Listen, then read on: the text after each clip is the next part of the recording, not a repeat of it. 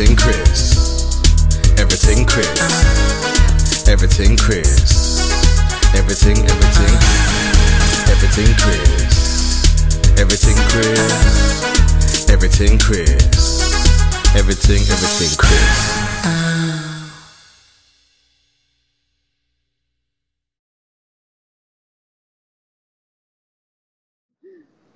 The toughest team you faced in the BBL this season?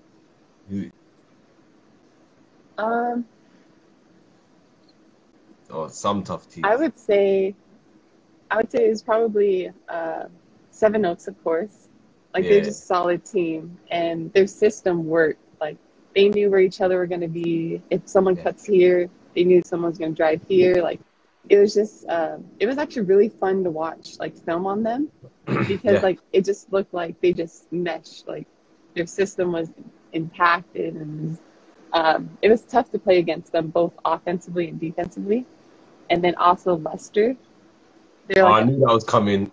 Yeah, up pace type of basketball. Like, they had a great transition game. They had great leadership and great scores with Holly Winterburn.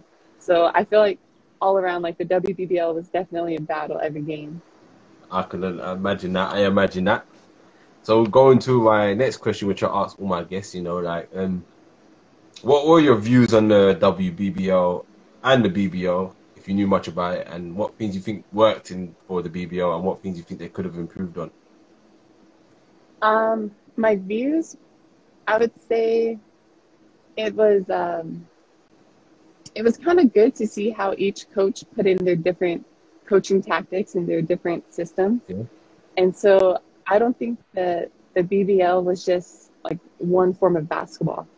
So my views on it was like, we have a team that's run and gun, we have a team that's very defensively sound, and then we have a team that's just like everything.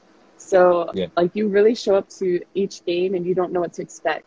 Like, you just know that you prepared, and that's all you can bring, and you're gonna present to the fans what you prepared throughout the year. But there is nothing that you could ever really expect in the BBL. And just how they supported the girls and let some of the girls like go through the master's program. I thought that was really cool and like super supportive for them to be able to do that. And then just to see the different types of support, whether it's the young kids or like the old adults, like just to see people actually support women's basketball was actually really. That's good. I like that view. And what did you think of the BBL, the men's one? I remember going to a couple Sharks games, and then we saw the Cup final game for the men. And I haven't seen like the men's play live since college. So, like, it's been a few months, and just like, you can just feel their energy from the court, like their tenacity and their grit. Like, it just like, you just felt that vibe watching them, and how competitive they are, and just kind of like, even the Sharks, like they never like went down without a fight. So like, you didn't have to look at the score. Like, you knew that they were always going to fight every game, every minute. And I don't think I got to see every BBL team on the men's side play, but you just watching those couple of games, you can kind of just see how their league is and how competitive it is too.